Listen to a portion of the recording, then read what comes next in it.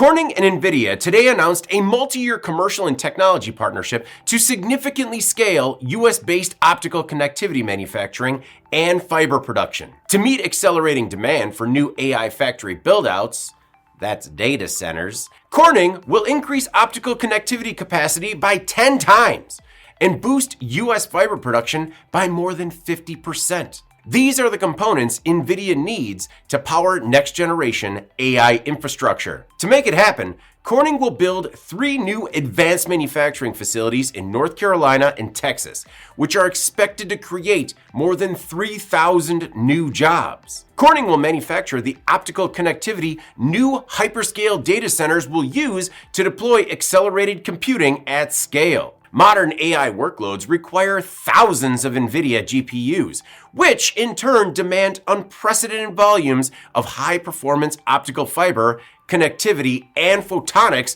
to move data at extraordinary speed and scale, according to the companies. As data centers grow larger and spread throughout the United States, optical connectivity is becoming a vital part of AI infrastructure. NVIDIA founder and CEO Jensen Huang said, quote, "AI is driving the largest infrastructure build-out of our time and a once-in-a-generation opportunity to reinvigorate American manufacturing and supply chains." Corning is experiencing tremendous growth tied to the emerging AI economy.